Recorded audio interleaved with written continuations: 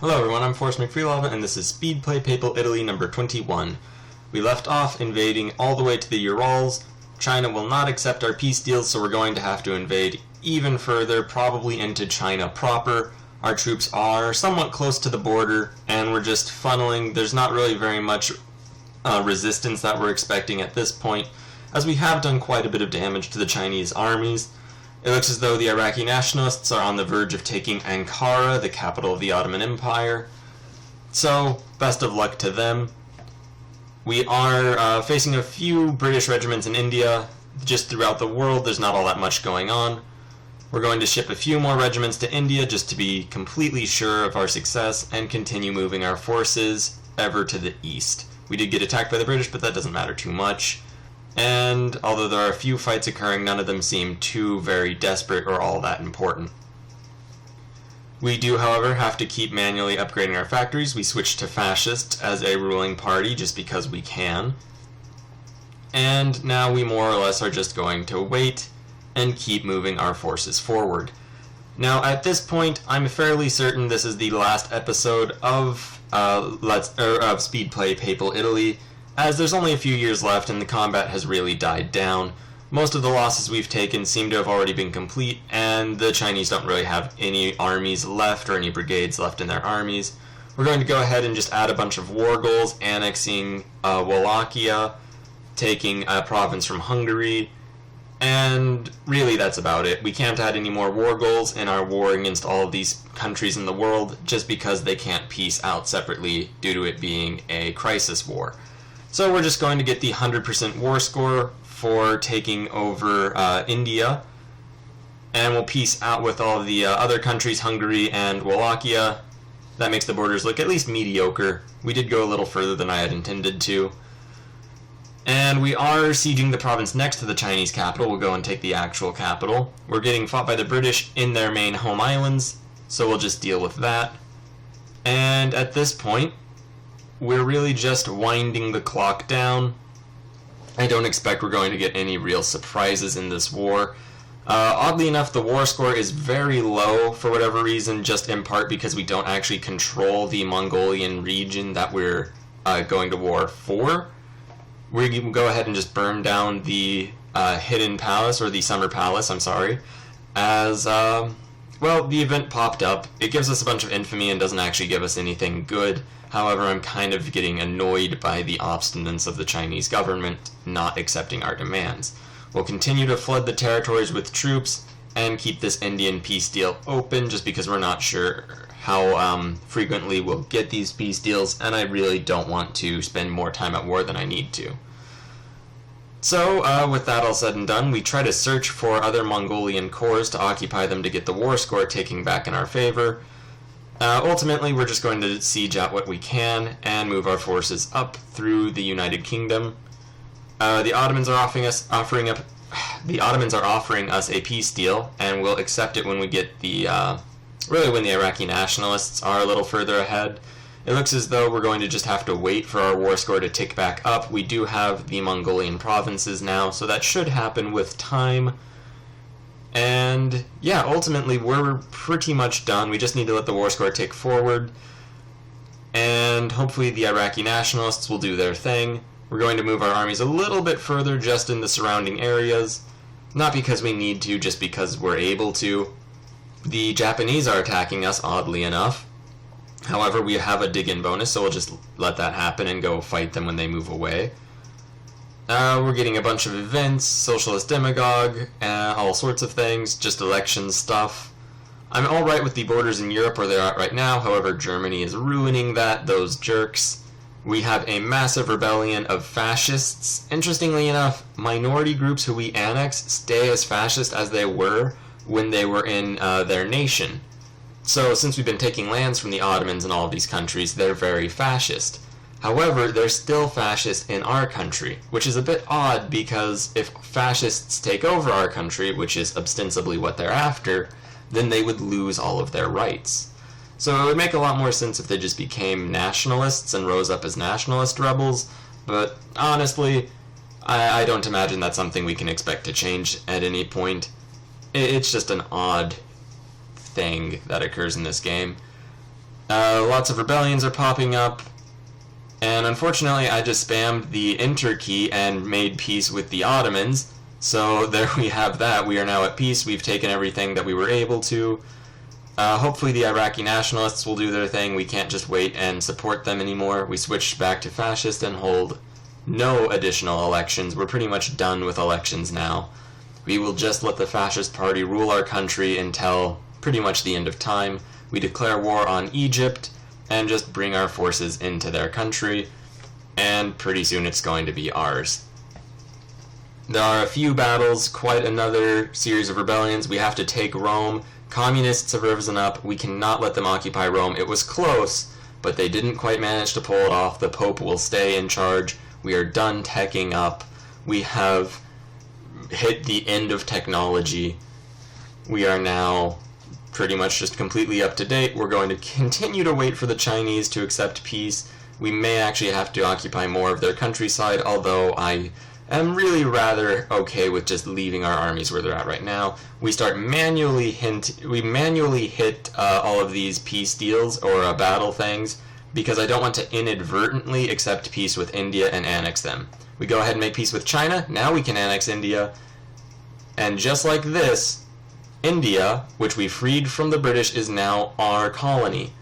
So we go ahead and justify a conquest casus belli on just one of the random states. We're now at 93 million pop, which are the adult males. We bring a large group of armies from China into India to act as an occupational force.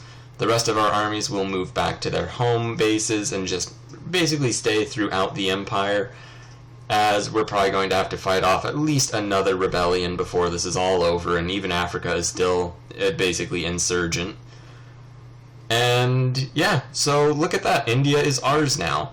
For those of you who missed it, what we did was we added the Liberate Country casus belli against Britain, made peace demanding that, while keeping up the peace deal from the Indians. So, in one moment, India became really the owner of all of their lands, and then in the next moment, we annexed them. Now, the last thing that I want to do in this campaign, first of all, we're losing our spearlings in America. They'll probably reintegrate those at some point. So we'll go ahead and just take care of all the spearing that we can do. And now the final thing we'll do is just defeat the North Germans, as they were so rude as to push the border with Austria back a bit, and I think that looks gross. So we really may as well stop them. They're also invading Poland, and that might be a problem too. I don't really condone either of these activities, so we're going to have to just move over and deal with them when we get the opportunity. We do still have quite a few rebellions, some on islands. It looks as though our armies actually went and transferred over onto that island on their own. So that's nice, just because the boats were present. All that complaining I did about our troops just using the boats to march to areas suddenly paid off and was in our favor. Meanwhile, there's over 1 million French people in that one rebel stack. They have 7 million adult males, so that's 1/7 of the French population in revolt. So they're going to be fascist now. Meanwhile, we have a lot of rebellions going on in India. Good thing we have a lot of troops there, and we're just going to suppress them as long as we can. So our final thing we're going to end up doing is just fighting the North Germans to really turn back the clock on their disgusting borders. As, come on, we didn't dominate Europe, Africa, and just fight a massive, brutal war to have the borders of Europe be anything other than exactly what we want. So we move forward, taking armies in groups of around 60,000 just forward. There are a few major battles, and we are losing quite a few men in them. We could always just bring additional troops up from other areas if we need to. I'm hoping that we won't need to. And from these battles so far, we're winning all of them. We're maybe not doing the best casualty-wise, although we're not doing too terribly poorly either. We could also go after one of the Polish-Lithuanian corps, free that from the Germans. We'll go ahead and probably free Posen. It'll basically give the North Germans a border similar to that of the Prussians way back in the day, only pushed a little bit further to the west. And really, that's probably as best as they can expect at this point. I don't believe we have enough jingoism to add anything more, and honestly, we don't really need to push it. This is the last thing we'll be able to do. It's kind of an oddly fair war as they go. As in all of our previous wars, we had, and I mean especially in the last war, we had casualties that were just entirely lopsided, ridiculously so, in fact. In this war, not so lopsided. We're taking casualties, they're taking casualties. Luckily, we are pushing the front at least vaguely forward. And since we're winning all of these battles, well, that's just good news as well. We're getting revolts, and so are the North Germans. So it's really just par for the course, and this is only a portion of our army. The rest is still at home, doing essentially just counter-terrorism type of deals. Here's the new border. We have managed to win. We'll split our armies back up and just sort of bring everything back to peaceful levels. We do have to invade our own Wallachian province to deal with all the rebels, and it looks like Russia may eventually turn into a different government type. So that's interesting news. There's the new North German borders. I kind of like them quite a bit. We're probably going to eventually lose those areas. Africa is entirely ours. We have most of the Mediterranean except where the Turks are. And really, I'm alright with the world being where it is right now. I think it all looks fairly nice. China is fascist, which is interesting. We have India, we have all of Mediterranean Europe, sans Anatolia, which isn't in Europe, I would argue. Tons of rebellions fairly constantly, or fairly consistently, although we have the armies to deal with it. They say when all you have is a hammer, everything looks like a nail. However, at this point, since we've passed all the reforms, there's nothing we can do to prevent rebellion other than just suppress them.